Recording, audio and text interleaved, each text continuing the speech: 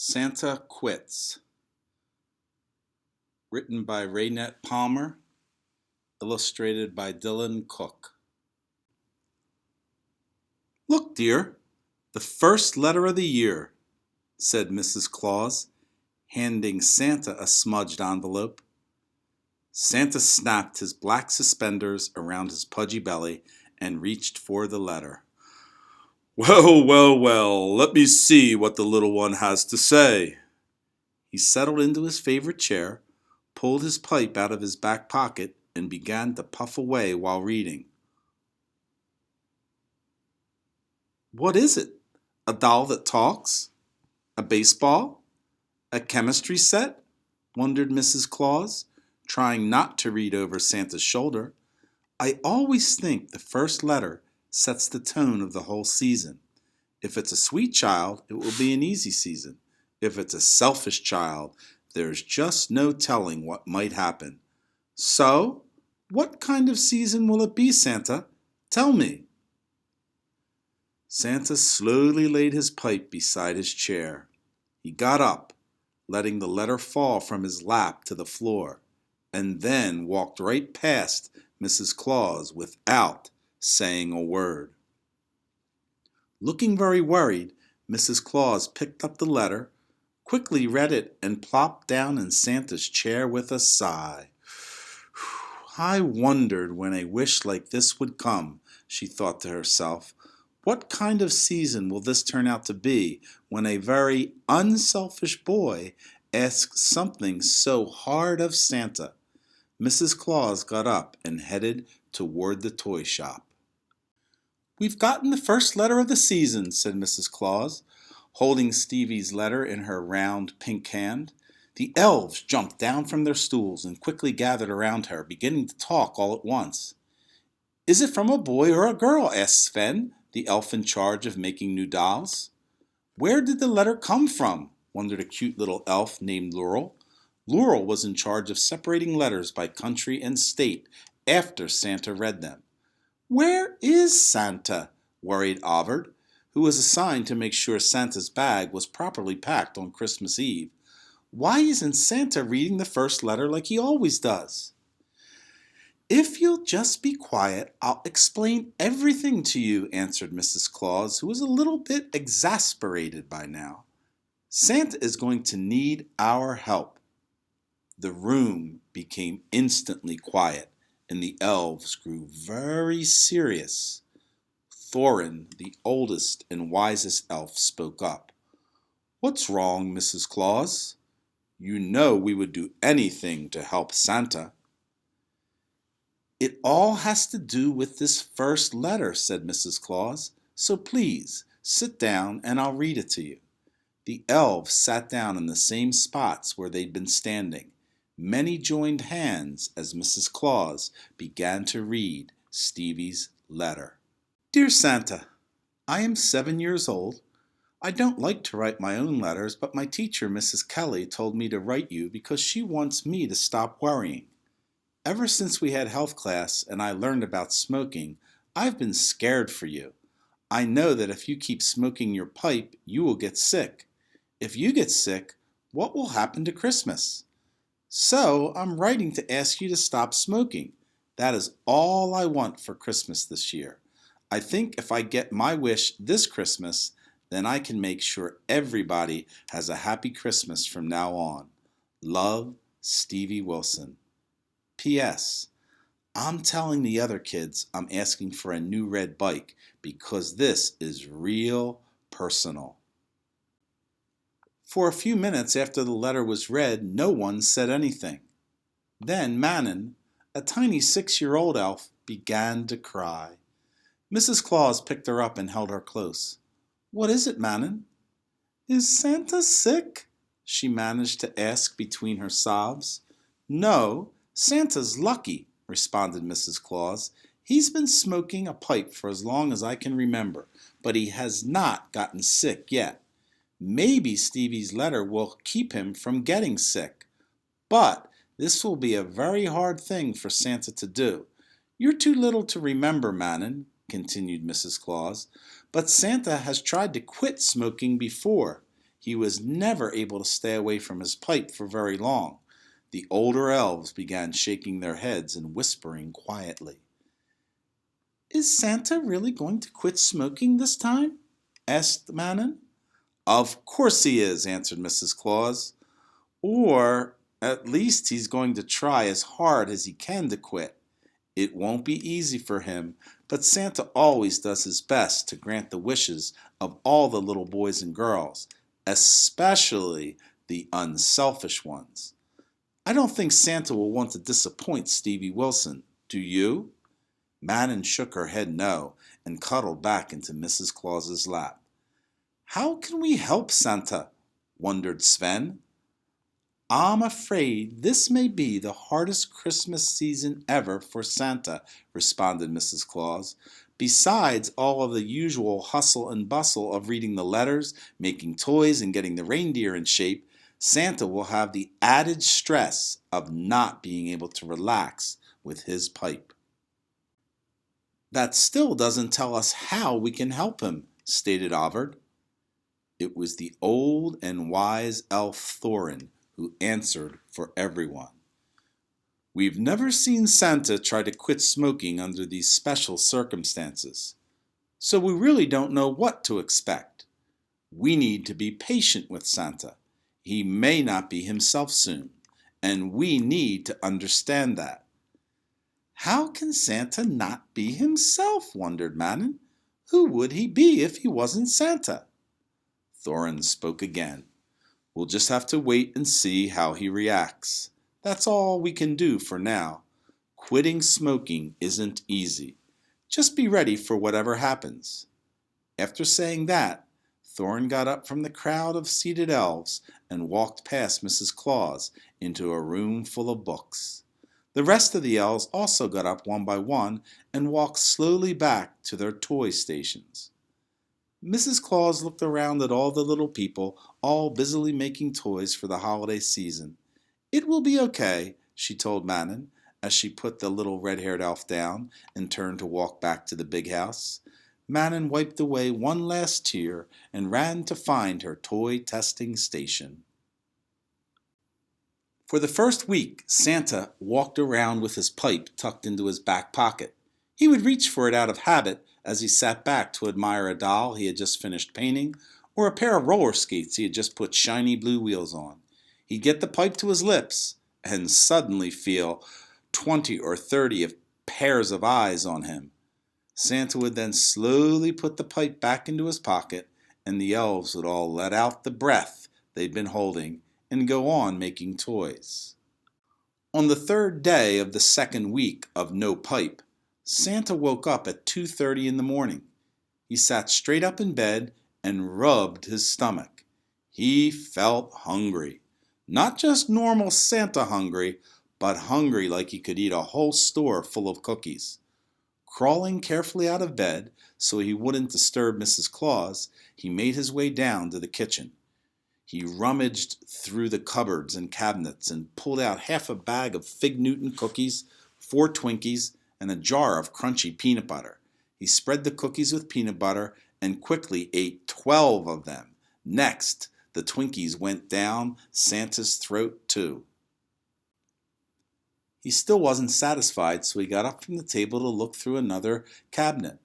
Just then, Mrs. Claus came into the kitchen, rubbing the sleep from her eyes. "What are you doing, dear?" she asked. "I'm really hungry," replied Santa, patting the belly that all kids love to watch jingle. "I've already had a little snack, but I feel like I could clean out the refrigerator."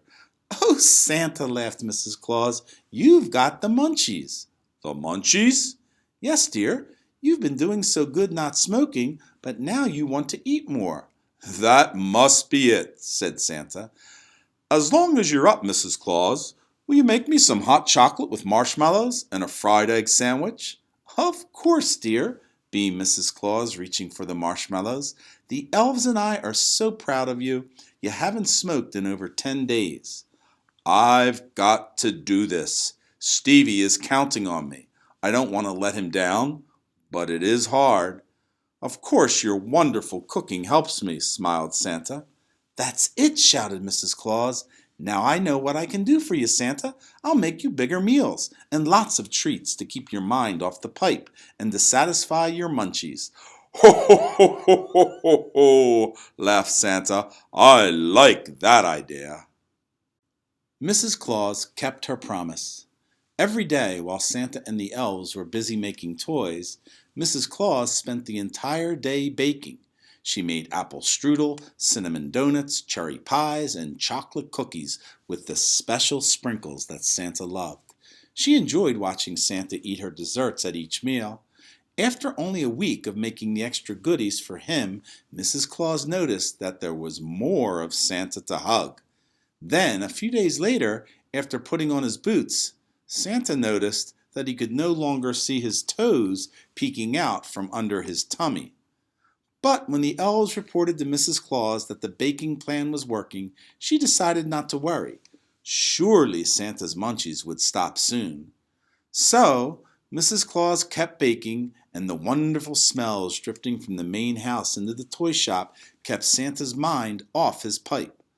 Thorin told Mrs. Claus that Santa didn't even reach for his pipe very much anymore. But the best thing Thorin told Mrs. Claus was that Santa was laughing again, and his belly was really shaking. Mrs. Claus and Thorin hugged each other before Mrs. Claus hurried to the kitchen to take lemon tarts out of the oven. One day, about 9 weeks before Christmas, as Mrs. Claus was stirring butterscotch pudding on the stove, she decided that it was time to try Santa's magical red suit on him to get it ready for Christmas Eve.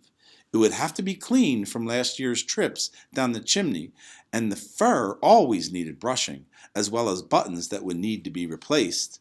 Then there was that one year when a hole had to be rewoven. "Tonight, right after dinner," thought Mrs. Claus, "I'll get Santa to try on his magical red suit." "I'll finish these dishes later, Santa.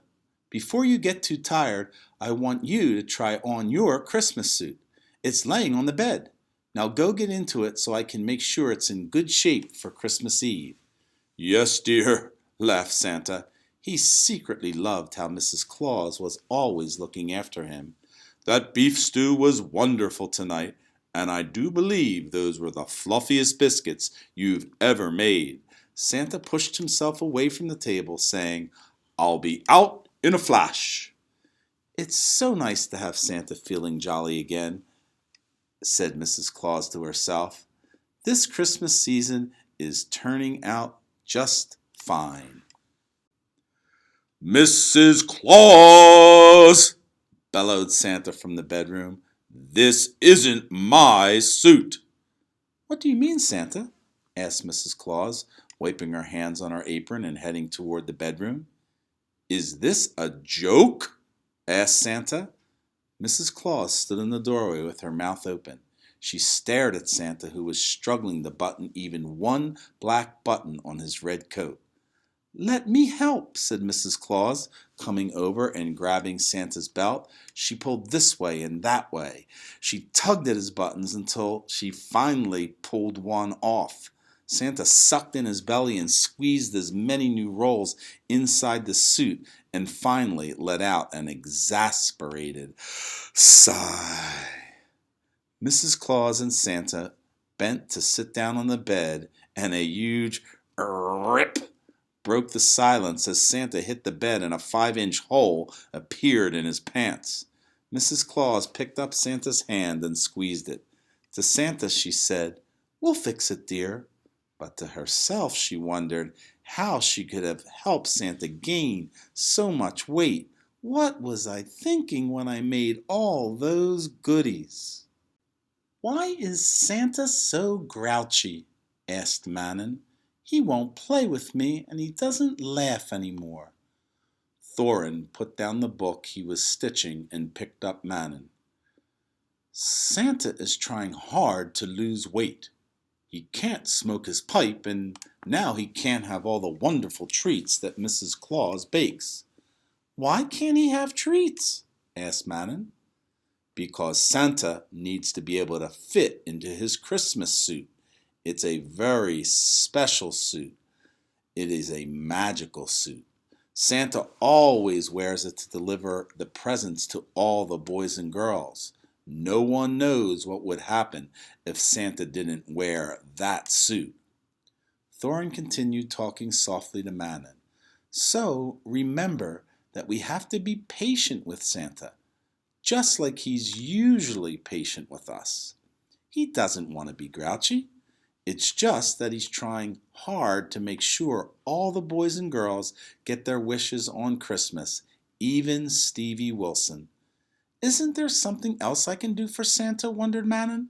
Because I'm not very good at being patient. Thorin became very serious when he spoke next. No elf ever knows what Santa might need from him or her. But you can be sure that one day Santa will ask you to do something, Mana. It may be very hard for you to do this thing, and you will need to have the courage to do it. But for now, just be Santa's friend and love him. Manon slid off Thorin's lap, determined to find Santa. She already loved him very much, and she had just gotten an idea of how she could really be Santa's friend. Manon looked for Santa first at his toy bench. He wasn't there. She looked for him next in the main house, but Mrs. Claus was alone in the kitchen, cutting up vegetables for Santa's dinner. Manon left Mrs. Claus, but not before she grabbed some carrots. Then she headed for the reindeer barn. Santa was in there, sitting on a log, with his head in his hands. Manon slipped in quietly and put her arm around Santa's neck. I brought you something, Santa. Manon held out the carrots. Santa took 2, leaving 2 for Manon. They crunched their carrots without talking. Both of them were looking at the reindeer in their stalls. Finally, Manon asked Santa why he was sitting in the barn all alone. I'm worried, said Santa. Can you keep a secret, Manon? Oh, yes, Santa, I can. I've been working hard with the reindeer all week, and we haven't been able to get the sleigh off the ground. There's only 5 weeks before Christmas Eve. What am I going to do, Manon? If my reindeer can't even lift me, how will they ever be able to lift all the toys and me off the ground? Maybe I shouldn't have tried to quit smoking. Manon shook her head. I've been thinking too, Santa. Maybe you need to exercise. We could get up early every day and take a run in the woods. What do you think? Santa looked at Manon's face. She was so eager to help him. And he shook his head. Maybe that's just what I need, Manon. Mrs. Claus is making me healthy meals, and the elves are all working hard making toys and being patient with a grouchy, demanding old Santa. I can't let them all down. Running in the morning with you just might help me to lose weight faster, and it might help keep my mind off that pipe, too. Well, starting the very next day, Manon woke up extra early, quickly dressed herself, and went to the window outside Santa's bedroom. She tapped gently to wake Santa and waited for him by the barn. Santa quietly rolled out of the bed, being careful not to wake Mrs. Claus, dressed warmly, and met Manon at the reindeer barn. Then Manon led Santa through some toe touches. Well, at least the Manon could touch her toes. Santa's fingers were about 12 inches from his running shoes. Next, Manon grabbed Santa's hand and urged him through the woods on the same training path that he used with the reindeer. He immediately began huffing and puffing. Sweat started to pour down his face and settle into his beard. Manon felt Santa's hand slip from hers. She looked back and saw him doubled over with his hands on his knees. Come on, Santa! Come on, she urged. You can do it! Santa started up again with something between a fast walk and a jog, still huffing and puffing. For the entire first week, Santa was hardly able to keep up with Manon. But by the beginning of the second week, Santa could almost keep pace with her. He even found himself looking forward to his exercise time with Manon. Mrs. Claus complimented Santa, telling him that it was nice to see him laughing more and complaining less about his meals. "And I think you really are losing weight, dear. Are you ready to try your suit on again? I fixed the rip, cleaned the soot off, brushed the fur, and even moved the buttons over to give you more room in the jacket." "There's still 3 weeks before Christmas. I'll try it on at the end of next week," grumbled Santa. The week flew by. Santa ate all the chicken, vegetables, and fruit that Mrs. Claus made for him. He could now almost touch his toes, and he wasn't huffing and puffing as much when he ran. Through all this, he still managed to make over 200 new toys, read 1,742 letters from boys and girls, and work with the reindeer. One morning, halfway through the week, Santa took his pipe out of his back pocket and looked at it very carefully. Sighing, he laid it on the fireplace mantel and walked away. When Saturday night came, he left the dinner table and went into the bedroom, where once again Mrs. Claus had laid out his magical red suit. With shaking hands, Santa put on the jacket and buttoned it up. "Mrs. Claus, come here," he bellowed. "Oh my goodness," she sighed. "That doesn't sound good." Mrs. Claus hurried into the bedroom and stopped as she looked at Santa. "You did it, Santa! You look wonderful!" "Ho, ho, ho, ho, ho, ho, ho," laughed Santa, and the middle button popped off and rolled across the floor. "There's still 2 more weeks before Christmas, Santa. We'll get this button to stay on. You're making us all so happy. You aren't smoking your pipe, and I've noticed that you aren't even carrying it around anymore. I've had to dust it all week where you left it on the fireplace mantel." Mrs. Claus continued on. "And now you look so good in your red suit. The toys are almost all made. Oh, this is turning out to be a great holiday season after all." "Not so fast, Mrs. Claus," replied Santa. "Christmas Eve is 2 weeks from today, and I haven't been able to get the reindeer off the ground." "When was the last time you tried, Santa?" "Over a week ago," he sighed. "I just haven't had the heart to try again. What if the reindeer can't lift me and all the toys? I'm worried that I tried to do too much this season. Maybe because I tried to grant Stevie's wish, none of the children will get their wishes. It might have been better if I'd never quit smoking." "Oh, don't say that, Santa. We're all so proud of you. If your suit fits now, then I believe the reindeer will be able to fly now too. Let's go try." "What? Right now? It's almost midnight." Mrs. Claus answered Santa, saying, "Is there a better time? 2 weeks from today, at exactly this time, the Christmas magic begins. Who says it can't start a little early this year?" Santa and Mrs. Claus made their way to the reindeer barn. The reindeer were prancing around, knowing that something important was about to happen. Santa harnessed the reindeer to the sleigh and threw the barn doors open wide. He stepped inside the sleigh and sang out, "On Rudolph and Dasher, on Dancer, Prancer, and Vixen, on Comet and Cupid, Donner and Blitzen." The reindeer took off, gathering speed as they passed the house. Up, up, up, and away they went, circling high above the elves' toy shop. "It's Santa!" cried Sven, dropping a doll whose hair he was braiding. All the elves jumped from their stools and raced outside. Looking up at Santa and the reindeer, they began to laugh and shout and hug each other all at once. The last week before Christmas is a very busy one at the North Pole. This year brought more last-minute letters than ever before. which meant working even later hours to make extra toys. But Santa and Manon still found time to run every morning. Saturday, December 24th finally arrived. The tired elves had made the last bicycle, curled the last doll's hair, and bound the final book. Santa's bag was packed and organized. The reindeer had been groomed and fed a good meal. Santa easily slid into his magical red suit and belted it smoothly.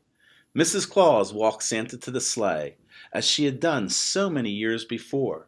The happy elves were waiting by the barn door, anxious to cheer Santa off. It had been a hard holiday season, but every elf knew it had been worth it as Santa boarded the sleigh after kissing Mrs. Claus goodbye. He looked down at the faithful elves from high atop the sleigh. "Thank you, friends. Once again, because of you, I'm off to make the boys and girls around the world happy." Looking over the crowd of elves, his gaze fell on Manon, and he remembered something. "Manon," he yelled, "please go into the big house and bring my pipe from the fireplace mantel." The elves began to whisper among themselves, and they all looked toward Manon. She remembered Thorin's words. "One day Santa will ask something of you, and you must have the courage to do it." Without hesitating another second, Manon broke through the circle of elves and raced toward the big house. She climbed on Santa's chair, grabbed his pipe off the mantel, and ran back to the sleigh. "Here it is, Santa!" she yelled, handing it to him. "Thank you, Manon," said Santa, winking at her. He stuck the pipe in his back pocket, and once again the little helpers heard the wonderful sound of "On Rudolph and Dasher, on Dancer, Prancer, and Vixen, on Comet, Cupid, Donner, and Blitzen." The sleigh left the ground and flew toward the equator. Santa settled into his seat for a long, busy night. He delivered toys to Japan, Australia, and all of Europe. He slipped quietly into Africa, South America, and Canada. He kept right on delivering toys to all the towns of the world, saving the United States for last. Santa took a different route this year, making a small town in the Midwest his final stop. In that town lived 7-year-old Stevie Wilson. Santa slid unnoticed down the Wilsons' chimney and made his way up to Stevie's bedroom, where the little boy was fast asleep, dreaming of Christmas Day. "Stevie, Stevie," said Santa quietly, sitting on the boy's bed. Stevie sat up and thought he was still dreaming. He rubbed his eyes as Santa began to talk. "Yours was the first letter of the season, Stevie. It was a nice letter, a very unselfish letter. I've worked hard to give you your wish this year." Santa reached into his back pocket and gave the boy his long, black pipe. Stevie carefully took the pipe, cradling it in his hands.